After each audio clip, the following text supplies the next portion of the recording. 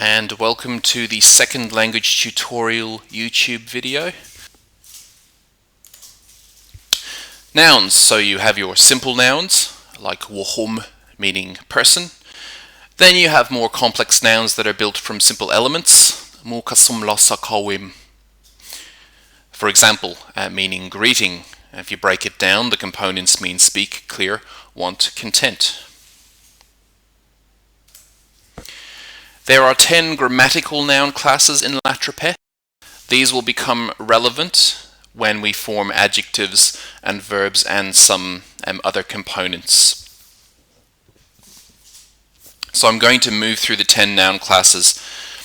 They each have a associated affix or prefix that gets integrated into certain grammatical forms. And nouns, like lots of languages, Latropeth likes to classify nouns. So some of the categories are logical, some of them are more cultural. The first three are more on the logical side. So noun class 1, nouns in this noun class tend to refer to objects or layouts which are slender, smooth, or hard to contain. An example would be niu, meaning water. Noun class 2, che. Nouns in this category tend to refer to objects or structures which are angular or large. An example would be yehu, meaning home or hut. The third noun class is fairly straightforward, referring to humans. A noun example would be wohum, meaning person. The next few classes are more culturally, mythologically relative. They make sense from in the perspective of the culture.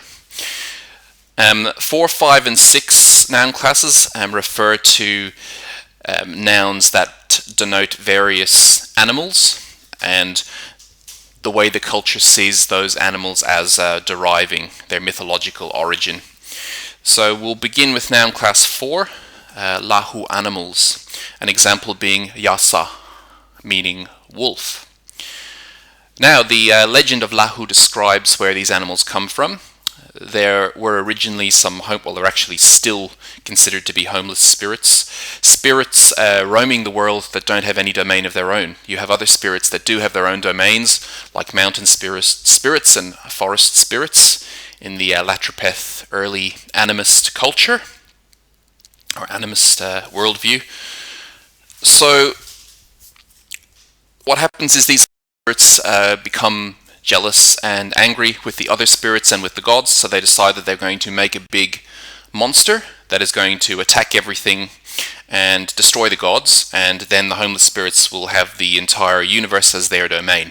So they build this big mythological beast, but things don't turn out the way they intend, and the monster ends up destroying itself.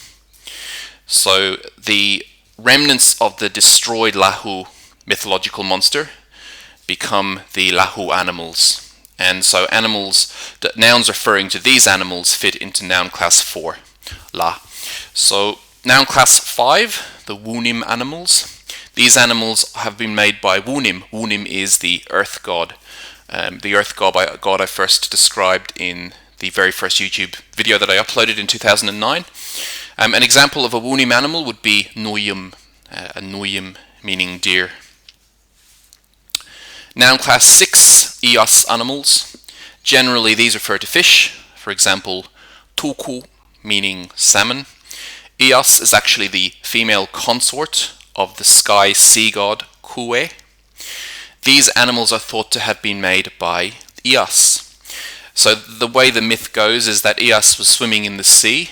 If you think of the sky sea god Kue as being a sort of celestial president, and Eos as being like a celestial first lady within their domain, and she swims a lot in the sea and uses the sea as if it's a kind of presidential swimming pool. So she's swimming in the sea, she lifts her head above the water close to land, looks onto the land and sees the land animals, which are made predominantly by wunim, and decides that the sea itself needs its own animals, and she proceeds to make them. There's a bit more to the story. Class 7 is more of a mixed bag. We have the Paku Kue Kula animals and some other categories as well. So Paku is the sun god, actually the most powerful one. Kue, sky sea god, just mentioned, and Kula is the moon goddess. So animals that are thought to have been made by these deities fit into Noun Class 7, so it's a broader class. This also encompasses, Noun Class 7 also encompasses gods, spirits, conditions, remedies, medicine man, elders, geological and meteorological occurrences, ancestors and time expressions. Now an example of a noun in Noun Class 7, Ikiweye. Ikiweye is a combination of two components. Iki means to see, weye means sharp. So a falcon is something that sees sharply. Generally birds are seen to have been made by Kue, the sky sea god. Hence Ikiweye fits into Noun Class 7.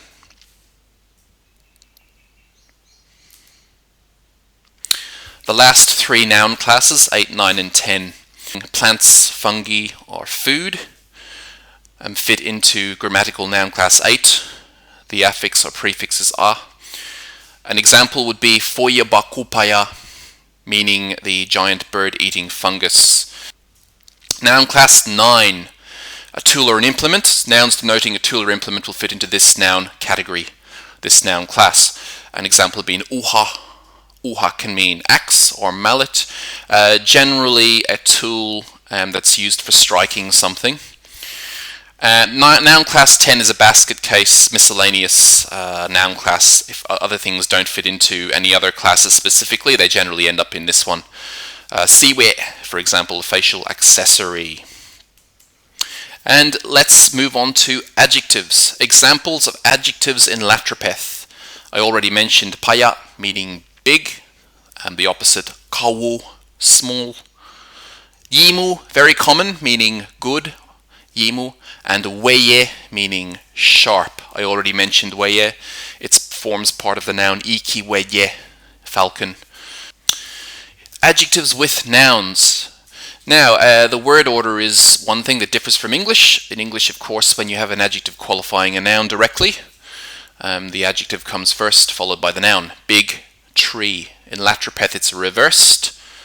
Noun comes first, adjective comes second, which would make it a bit like a Romance language, French or Spanish, for example. And so for big tree in Latropeth, you would say dasu apaya. Dasu is tree, apaya is big. Okay, the adjective in Latropeth takes a noun class prefix that agrees with the noun it is describing. It agrees in noun class. So you need to know the noun class of the noun. So for example, with the last example, which I'm going to elaborate on here, dasu means tree. Dasu fits into noun class 8. Plants generally fit into noun class 8. The prefix for noun class 8 is a. Paya means big.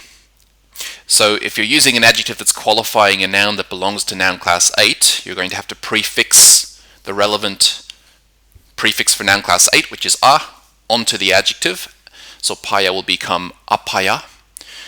And then you're in a position to say big tree. So dasu apaya. Dasu apaya.